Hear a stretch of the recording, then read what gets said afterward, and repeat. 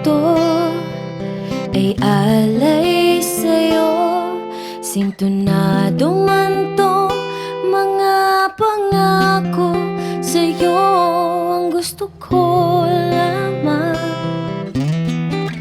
kasama ka, tumanda. Rian, sa palagay mo, ano ang pagkakaintindi mo? What do you think the meaning of marriage? No happy face of answer. Married together to us, love each other, accept each other, and respect each other. Ayon po sa ating basa, according to our laws, civil law of the Philippines, under Article 52, says that marriage is an special contract between men and women.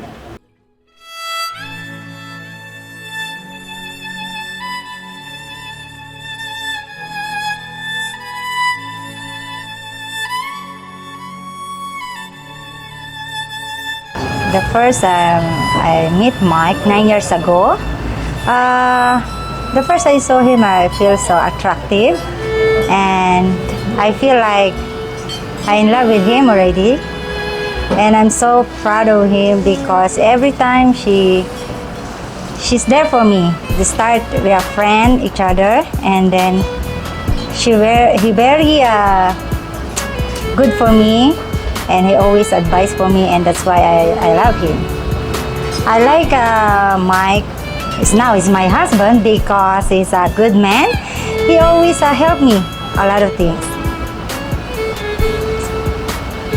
I promise to my husband now that I'm still here for him, no matter what, and I take care of him. Every day I love him so much. That's all.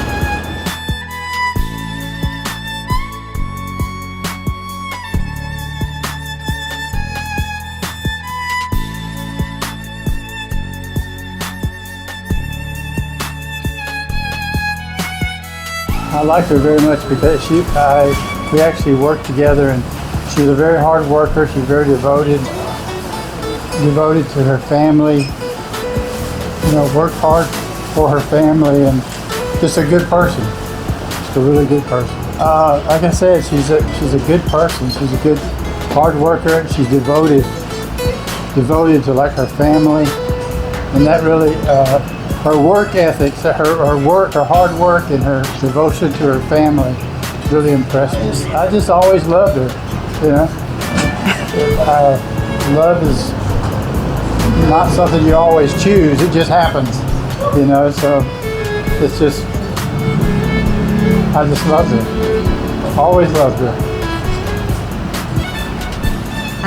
James Mike McCreary, I love you so much. I love you every day. Ray Ann Canales, I love you more than anything.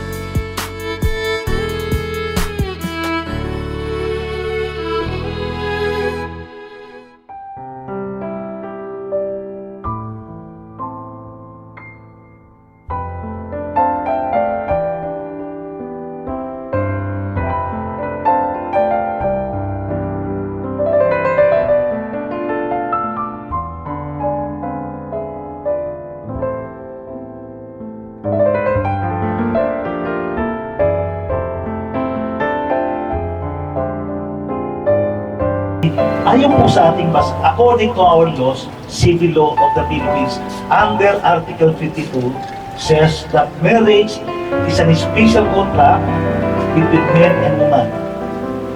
So ito isang special na kontrata. Why is it a special contract? Special contract because under the Philippine law as of today, in general, there are two kinds of contract. Meron dalawang klaseng kontrata under the Philippine law. First, yung tinatawag na ordinary contract. When the law says ordinary contract, this is all the kinds of contract that has been expiration. Meron siyang katapusan, merong hangganan. So when the law says an ordinary contract, this is the kind of law that have been expiration. But marriage classified as a special contract. Special contract because there is no expiration. Kaya sinasabi kanina ni Brother James na till death do us part. Yun yung sinasabi. mapalad ka kasi Christian si Brother James. Yeah, he is a very good Christian. He's a member of Assemblies of God. And I have a lot of friends who are pastoring in Assemblies of God. So that's good. This circle, especially the ring, the circle of this ring symbolizes one of the character and attributes of God. And one of the attributes of God, yung kanyang pagiging infinite, or yung infinity of God. Meaning, yung God na yun na infinite is the one who started, give you the gift of love.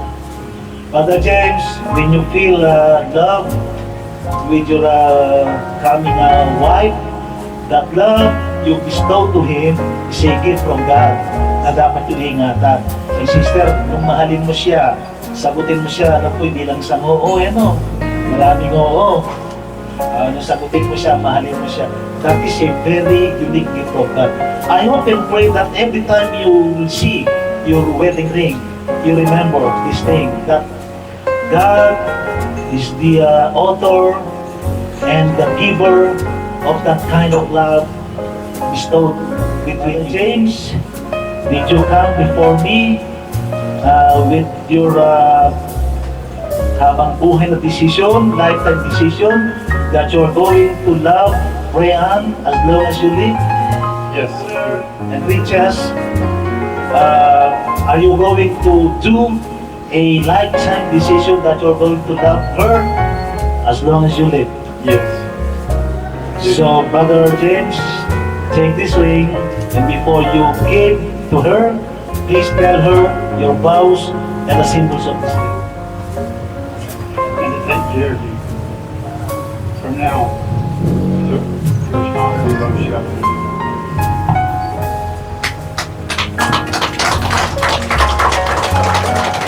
First, the promise ring and the wedding ring.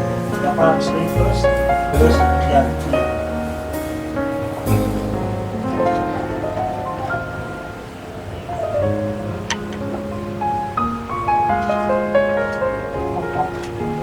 Kung sakaling dumating ang panahon si Brother James, magkalayuman na.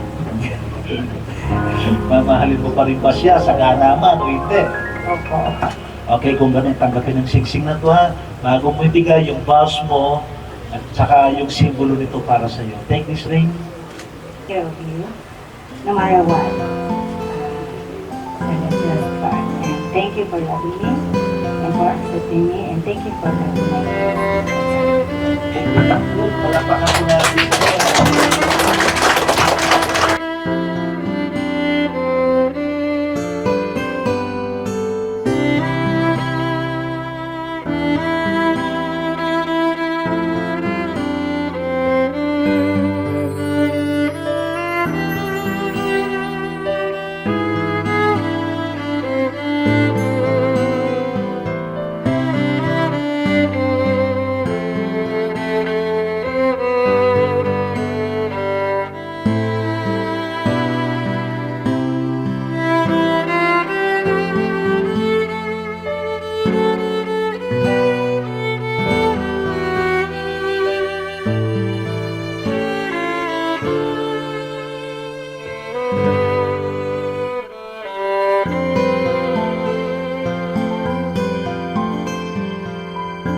So, Brother James, you may now give your matamis na halik sa iyong asawa. You may now kiss your bride.